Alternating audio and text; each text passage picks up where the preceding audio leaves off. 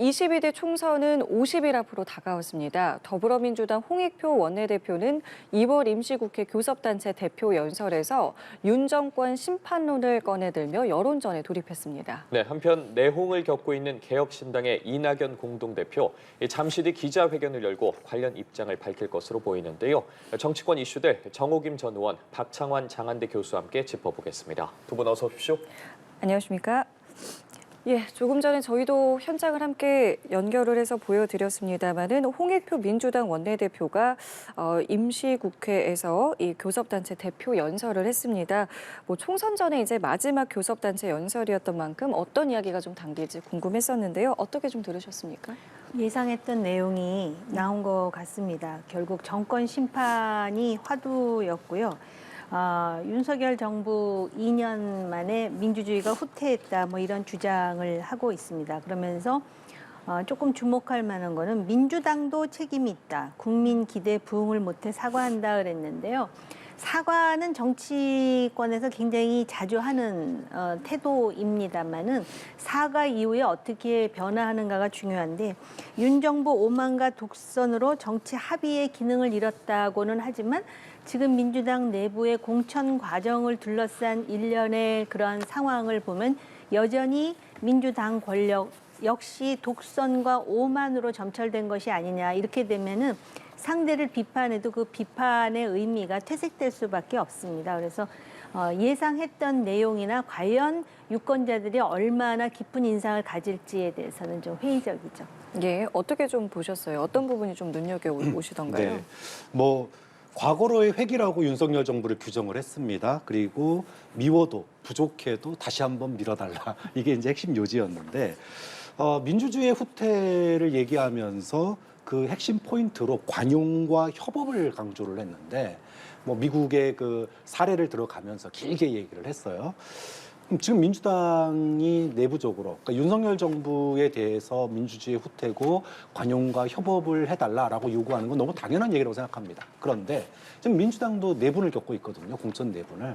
그렇다면 이것을 풀어갈 때 관용과 협업을 통해서 그걸 풀어가는 모습도 민주당이 좀 보여준다면 오늘 원내대표 연설이 공천 국면에서 민주당 지지층 결집에 큰 도움이 되지 않을까 그렇게 생각을 합니다. 알겠습니다. 내일은 또 국민의힘 윤재욱 원내대표의 대표 연설도 예정돼 있으니까 이 내용까지 함께 좀 주목해보면 좋겠고요. 잠시 뒤에는요. 개혁신당의 이낙연 공동대표가 기자회견을 엽니다. 지금 이 개혁신당이 굉장히 많은 일들이 지금 최근 며칠 사이에 있었거든요. 그렇기 때문에 오늘 뭐 어떤 이야기를 할지에 대해서 많은 지금 관심이 쏠리고 있는데 어떻게 좀 보고 계세요? 많은 사람들이 이제 결별 수순을 밟는 것이 아니냐. 예. 왜냐하면은 그렇지 않고 봉합이 됐다면은 이낙연 공동대표가 기자회견을 열 리가 있겠는가 이렇게 보는 시각이 다수인 것 같거든요. 그런데 이제 일단은 기자회견의 내용을 좀 봐야 될 것 같고요. 예. 그동안 제3당이 설날 전에 극적으로 통합을 해가지고 많은 사람들의 기대와 우려를 받았는데 결국은 그 양당이 공천 과정에 임함으로써 존재감이 전혀 없다가 드디어 언론으로부터 주목을 받는 것이 두 대표의 갈등, 내홍 이런 걸로 이렇게 그 관심의 대상이 된다라는 거는 개혁신당의 입장에서 굉장한 마이너스죠. 총선을 50일 남겨놓고요. 그렇기 때문에 이번에 봉합이 된다 하더라도 일단 그 3당이라든지 제3지대 통합에 대한 기대감이 상당 부분 희석되지 않았을까 이런 우려가 생깁니다. 예, 뭐 어떤 이야기를 하게 될지는 저희도 이제 지켜보겠습니다만은 오늘 기자회견 장소가요, 새로운 미래 중앙당사예요. 그렇기 때문에 더 큰 의미를 두고 여기서 뭐 새로운 제안을 할 것이냐, 결별을 할 것인가, 뭐 다양한 관측들 나오고 있는데 개인적으로 좀 어떻게 보고 계세요? 현재는 그 결별 쪽으로 좀 무게가 기우는 분위기예요.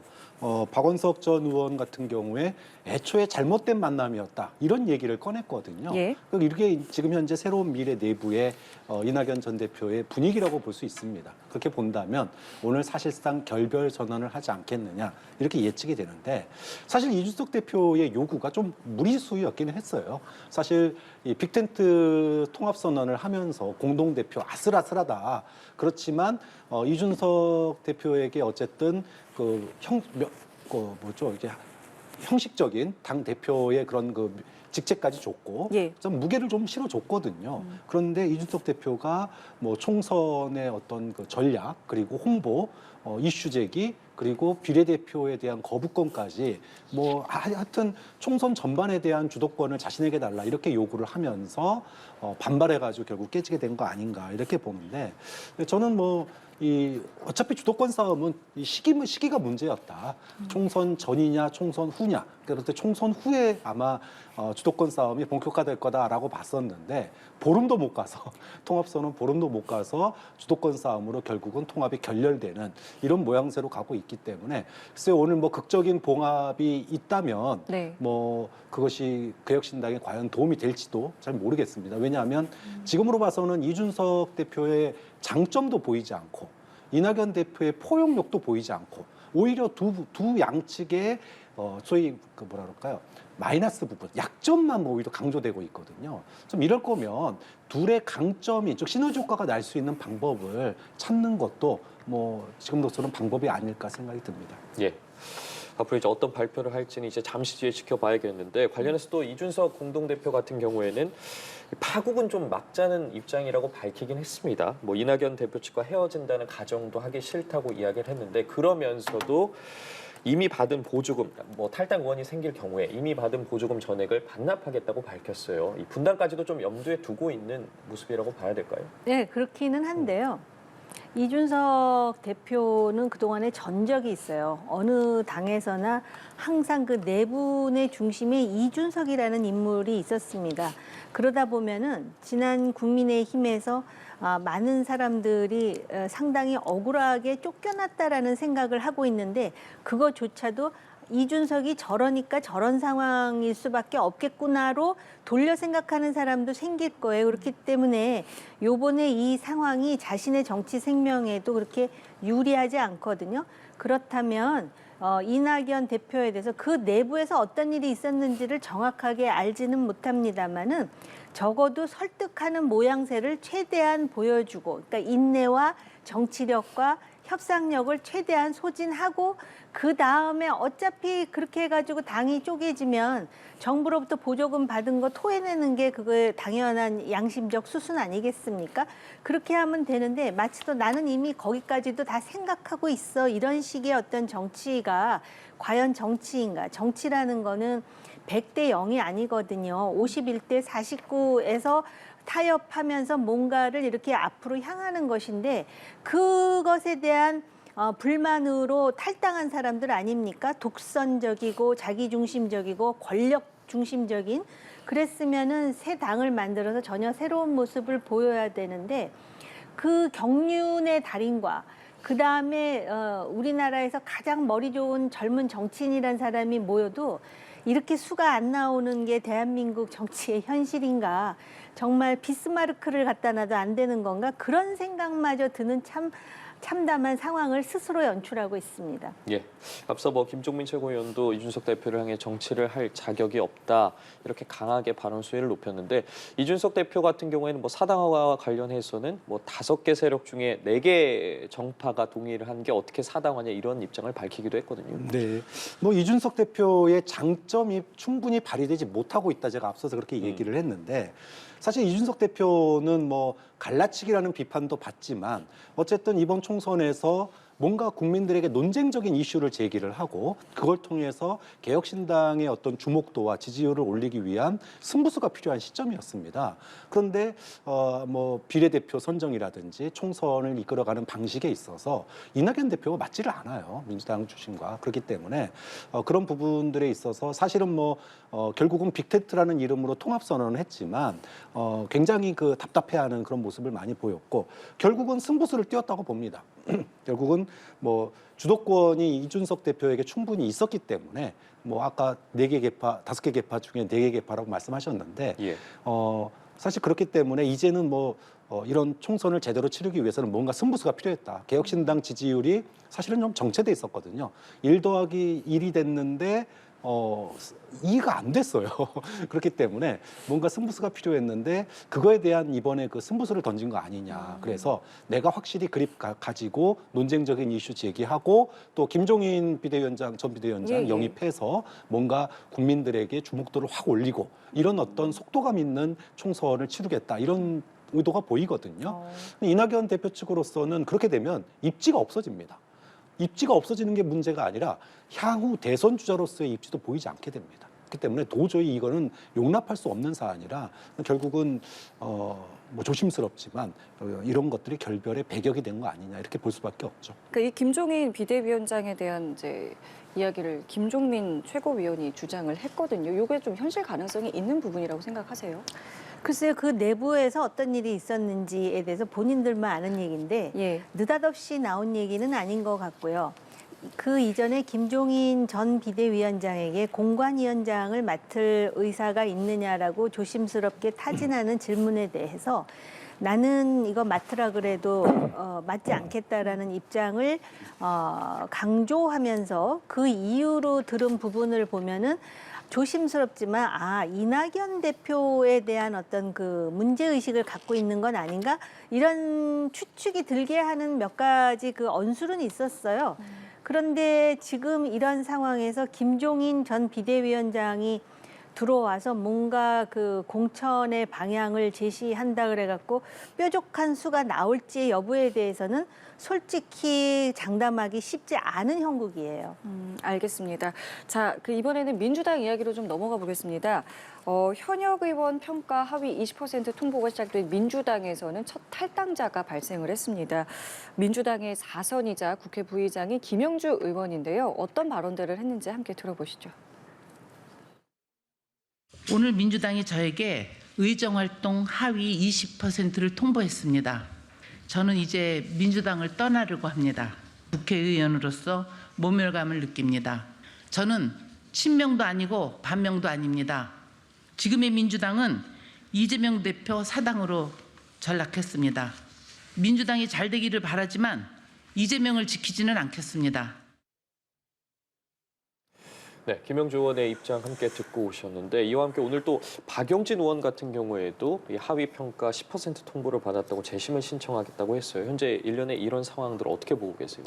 민주당 현역 의원 평가 하위 20% 통보가 뭔가 이제 분수령이 될 거다. 당내 공천 갈등이 그런 이제 이야기들이 많았는데 설마 했던 내용들이 오늘 좀 들어가서 충격적이었습니다.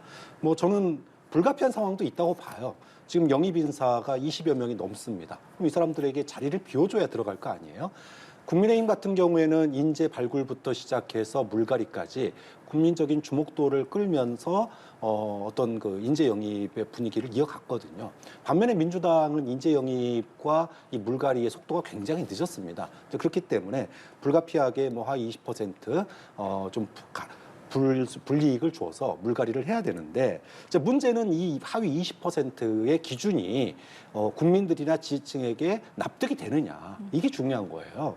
예를 들어 김영주 국회 부의장 뭐 지금 탈당 선언 방금 보셨지만 사실은 뭐 4선을 하신 분입니다. 이재명 대표가 얘기했듯이 새 순위 날려면 뭔가 좀 비워주는 분도 계셔야 되기 때문에 뭐 김영주 의원 본인은 정말 굴욕적이다라고 얘기할 수 있겠지만 사실 민주당 지지층 입장에서 보면 그래 오래 한 사람들은 좀 비켜줘야지 이렇게 얘기할 수 있어요. 근데 문제는 박용진 의원이 하위 10%에 들어갔다? 이게 하위 20%라고 해서 똑같은 감점이 되는 게 아닙니다. 하위 10%면은 100점 만점에 30점 감점이에요. 그럼 하위 20%는 그보다 적습니다. 뭐 20점이나 이 정도 감점이에요. 그렇기 때문에 30점 감점 맞고 경선에서 이길 수 있을까? 굉장히 어렵습니다. 물론 박용진 의원이 그럼에도 불구하고 탈당하지 않고 재심 신청하고 그리고 경선 치르겠다. 거기서 당당히 돌아오겠다라고 얘기를 했지만 지지층에게는 굉장히 충격적인 상황입니다. 왜냐하면 지난 임기 4년 동안 민주당에서 가장 인상 깊은 국회의원 활동을 꼽으라 그러면 박용진 의원이 제시했던 유치원 3법이거든요. 박용진 의원이 뭐 어느 계파에 속한 의원도 아니고 국민의 피부에 와닿는, 그것도 민주당 지지층이라고 볼 수 있는 2030 여성들에게 정말 피부에 와닿는 정책을, 부모들에게 피부에 와닿는 정책을 내놨는데, 이런 분이 하위 10%에 들어간다? 그러면 민주당에서 과연 지지층들이 이거를 합리적이다? 이 정도, 이게 합리적이다라고 과연 판단할 수 있을까? 좀 그런 점에서 이 박용진 의원의 하위 10% 통보는 공천 논란에 오히려 휘발유를 끼얹는, 기름을 끼얹는 역할을 한 거 아니냐. 좀 그런 점에서 민주당의 공천 논란이 더 심하게 좀 뭐라 그럴까요? 소용돌이 속에 빠져들게 됐다. 그런 느낌을 받습니다. 예, 예. 박용진 의원의 평가에 민주당이 좀 소용돌이 속에 빠져들고 있는 것 같다라고 말씀을 해주셨는데, 이를 계기로 좀 계속해서 탈당하는 인원이 나올 거라고 보십니까? 어느 정도나 될까요? 그 글쎄, 규모가? 탈당을 하게 될지 아니면은 그런 그 내부에서 불이익을 받을지는 모르겠지만, 지금 그 하위 20%, 10% 얘기할 때 20%의 90%가 비명 내지는 친문이라는 거 아니겠습니까? 근데 참 이게 참 독특한 현상인 게요. 과거에는요, 정당의 그 당 권력을 향해서 또는 대통령을 향해서 쓴소리하는 사람이 있어요. 특히 소장파를 중심으로. 그러면은 눈에 가시 같다 하더라도 막상 공천이 되면 유권자들한테 보다 소구력이 있기 위해서 그런 쓴소리하는 사람을 오히려 전면에 공천 줘서 내보내거든요. 그런데 언제부턴가 줄을 서시오 해갖고 네 줄에 쓰지 않는 사람은 칼같이 잘라내는 경향을 띠고 있어요, 양쪽이. 근데 지금 민주당과 국민의힘의 차이는 뭐냐? 국민의힘은 굉장히 조심스럽게 단계를 밟아 나가는데, 민주당은 이렇게 거칠 수가 없어요. 이게 반드시 그 문제가 생길 것이고, 지금부터 경고음이 들리는데도 불구하고 이런 식의 어떤 그 누가 봐도, 제3자가 봐도 이건 아닌데라는 그런 상황을 계속 만들어내고 있다라는 것입니다. 이거는 어떻게 보면은 이렇게 하더라도 결국은 총선에서 이기는 것보다 당내의 내 권력을 확실히 장악하는 게 맞다라고 생각하는 것인가? 그 대표적인 예가 지금 하위 20% 통보 대상자를 보면은 그대로 나오거든요. 근데 과연 이 사람들, 박용진 의원 같은 경우는 경선에 뛰겠다 그러는데 상대가 정봉주 전 의원 아니에요? 예, 맞습니다. 근데 정봉주 전 의원 같은 경우는 상당히 직설적이고 노골적으로 특정 세력의 입장에서 얘기를 하더라고요. 그렇다면은 과연 그 지역에서 경선을 하게 될 때 그 지역 당원들이 어떤 선택을 할 것인지 그런 부분이 관전 포인트이긴 하겠으나, 이런 일련의 상황이 이제 계속 누적이 된다면은 결코 민주당의 총선 전략에 긍정적인 요인이 되지는 않을 거예요. 여기에다가 뭐 현역을 배제한 여론조사도 있었고요. 밀실 공천 논란도 있으니까 지금 당 지도부, 민주당 지도부에서도 이런 부분들에 대해서는 이제 지적에 이제 동의를 한다, 재발 방지를 하지 않겠다, 이런 이제 약속을 했는데, 내부에서 이제 목소리가 나오는 것이 이재명 대표 뭐 이선으로 물러가라. 그리고 이제 뭐랄까요, 친명의 핵심들이 좀 희생하는 모습을 보여줘라, 이런 이야기들이 나오고 있는데, 이게 현실화될 가능성이 있다고 보세요? 뭐 저는 일정 정도 이런 요구가 나올 수밖에 없는 상황이라고 봐요. 예. 그러니까 우리가 이제 물갈이를 하던 아니면은 지역 재배치를 하던 뭔가 이제 그 지도부의 소위 솔선수범이 있어야 되거든요. 과거에도 송영길 대표 같은 경우에 당대표 되면서 다음 총선에 불출마하겠다라고 선언을 하면서 물갈이를 했었거고요. 또 뭐 과거 대선이긴 하지만 측근들이, 주변 인물들이 불출마를 선언하는, 그러면서 우리 후보에게 찍어달라 이렇게 요구하기도 했었습니다. 그런데 현재 민주당의 지도부의 어떤 움직임이나 이런 걸 보면 이런 내용들이 보이지 않아요. 그러니까 5선의 그 사무총장이 공천을 지휘하는데, 물갈이를 하는데 4선 보고 오래됐으니까 나가주세요 그러면 그 사람들이 수용을 하겠냐라는 거예요. 좀 그런 측면에서 뭐 이재명 대표야 당의 중심이니까 불가피하더라도 조정식 사무총장 같은 경우에는 이미 선수가 5선입니다. 그러면 좀 불출마한다던가 이런 모습을 보여주면서 양해를 구하고, 아까 관용과 협업이라고 그랬잖아요. 그러니까 민주당 내에서 관용과 협업에 그런 정신을 가지고 지금의 공천 위기를 풀어나가야지, 이대로 밀고 나갔다가는 총선에서 이 소위 공천 실패로 인한 후유증이 굉장히 크게 나타날 위험성이 지금 굉장히 있다고 보여집니다. 뭐 어떤 모습을 좀 보여줘야 된다고 생각하세요? 만약에 이재명 대표가 극적으로 나는 이 총선 개혁을 위해서 이번에 출마하지 않겠다, 이렇게 되면은요, 민주당이 압도적으로 이길 수 있는 가능성을 활짝 열어놓는 건데 절대 그럴 가능성은 없는 데다가 이재명 대표의 측근이라고 하는 사람들도 내려놓을 가능성이 없어요. 그러다 보니까는 친명도 왜 친명 말고 찐명 해가지고 또 구분한다라는 조롱 섞인 그런 그 이야기들까지 나오고 있는 상황이거든요. 그런데 지금 뭐 공관위원장이 현 상황에 문제 있다라는 지적에 동의하고 재발 방지에 노력하겠다 그러지만 벌써 이미 공관위원장이 무슨 힘이 있을까라는 회의론이 팽배한 상황입니다. 근데 이대로 가면은 수도권은 말입니다. 이 표 차이가 얼마 안 나거든요. 그러면은 수도권에서 오히려 국민의힘이 상당히 선전할 가능성을 민주당이 열어주고 있어요. 지금 그런 상황이에요. 예. 자, 이번엔 좀 국민의힘 이야기도 해보도록 하겠습니다. 국민의힘 어제 13명의 단수 공천자를 추가로 발표했는데 뭐 종로 1번지에서 현역인 뭐 최재형 의원을 단수 공천자로 선정하기도 했고 또 눈길을 가는 게 이 중성동갑이거든요. 아무래도 윤희숙 전 의원이 단수 공천된 지역인데 당초에 임종석 전 실장과 맞대결이 예상이 돼서 또 윤희숙 전 의원을 단수 공천 전략적으로 한 건데 지금 오히려 지금 임종석 전 실장이 이 지역에서 단수 공천을 받을 수 있을지에 대해서도 지금 의문이거든요. 현재 민주당의 상황 어떻게 보고 계세요? 지금 임종석 전 실장의 이 중성동갑 이 공천을 둘러싸고 지금 이제 사실은 친문 비문 간에 또는 친명 비명 간에 이 논란의 중심에 섰어요. 그래서 이것이 어떻게 풀리느냐에 따라서 공천의 큰 고비를 넘을 거다 이렇게 이제 이게 고비가 될 거다라고 예측을 했고 말씀하신 대로 국민의힘에서는 윤희숙 전 의원을 이제 공천을 할 걸로 예상이 됐었고 아니나 다를까 단수 공천됐습니다. 그럼 민주당 카드가 좀 애매해졌어요.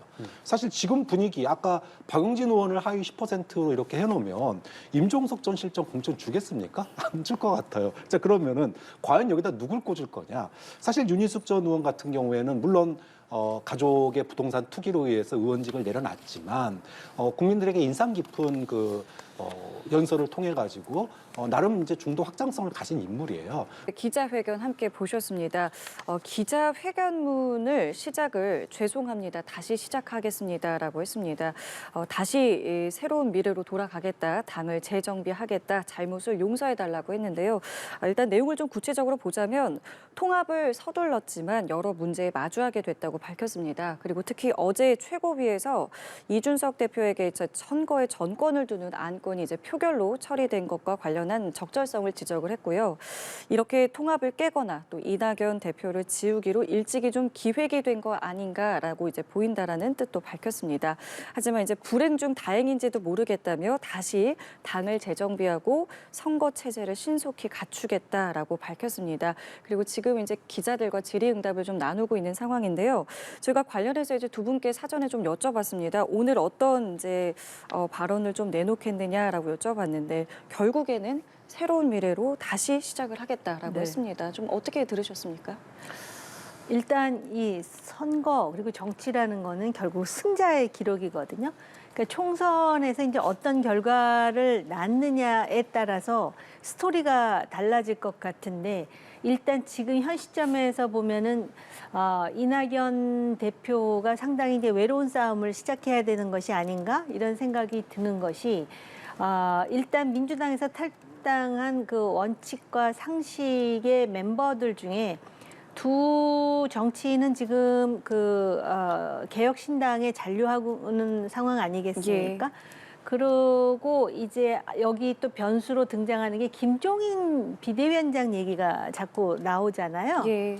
그런 거 봐서는 조금 전에 박 교수가 지적하셨듯이 그런 관계 속에서 본인이 운신의 폭이 상당히 줄어든다라는 불만이 있었던 것이 아닌가. 그런데 말씀드렸듯이 지금 전쟁을 코앞에 두고 누가 옳으냐 그르냐를 따지기에는 시간도 부족하고 결국은 총선에서 몇 석을 확보하느냐에 따라서 이 이야기가 새롭게 정당화될 것이다. 그렇게 생각이 드네요. 앞으로 어떤 모습들이 좀 연출될지 좀 궁금한데 기자의 질문 중에 그게 있었어요. 지금 저희가 앞서 이야기했던 이 하위 20% 통보를 받은 의원들과 어떻게 좀 할 것이냐. 근데 거기에 대해서는 뭐 일단은 상황이 심각하다는 걸 전해 들었지만 지켜보고 있는 중이다. 왜냐면 뭐 일단 지금 뭐 이 얘기가 막 시작이 됐으니까요. 앞으로 좀 어떻게 좀 전개가 될 것 같으세요? 오늘 그 기자회견문에도 들어 있지만 이잼 이낙연 대표의 오늘 기자회견은 명분도 실리도 다 잃어버린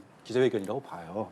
그러니까 과거에 민주당 탈당할 때 뭐라 그랬냐면 국민들에게 제3의 선택지를 드리겠다. 여기에 앞으로 남은 자신의 정치적인 명운을 걸겠다 그랬습니다. 근데 오늘 이 기자회견 내용문에서 뭐라고 얘기를 하냐면 진짜 민주당을 세우겠다라고 얘기를 했어요. 목표가 그 사이에 바뀌었습니다. 그럼 제3의 선택지를 드리겠다라고 했던 명분에서 갑자기 진짜 민주당을 갖다가 세우겠다라는 것으로 명분이 바뀐 그 배경에 대한 설명이 없어요. 그리고 지금 이제 그러면은 실리는 챙겼느냐? 명분도 잃어버렸고 실리는 뭐냐 하면 그러면 이번 총선에서 어떻게든 살아남아야 되잖아요. 방금 말씀하신 대로 진짜 민주당을 세우겠다라고 하는 거는 아까 하위 20%의 불만을 입은 세대 사람들이 탈당하면 이삭죽게 하겠어. 그래서 민주당의 지금 현재 공천의 불만 세력을 모으겠다라는 건데 지금 오늘 기자회견이 어떤 기자회견이냐면 이준석 대표한테 수싸움에서 밀린 거예요. 자, 민주당 지지층이 이준석한테도 싸워서 팽당해가지고 온 사람의 리더십을 과연 신뢰를 하겠느냐라는 거예요. 그런 측면에서 이삭죽기를 해서 거기에 현역 의원이 몇 명이 가든지 간에 이낙연 대표의 리더십은 사실상 민주당 지지층에게는 이미 신뢰를 상실해버렸다. 좀 그런 점에서 오늘 기자회견이 안타깝게도 명분과 실리 두 마리를 다 놓친 그런 장면으로 기억되지 않을까 싶어서 좀 안쓰럽습니다. 예, 앞으로 제3지대 더 소용돌이로 빠져들 것 같은데요. 이낙연 대표의 기자회견 비롯해 각종 정치권 이슈 짚어봤습니다. 정호김 전 의원, 박창환 장한대 교수와 함께했습니다. 말씀 고맙습니다. 예, 감사합니다.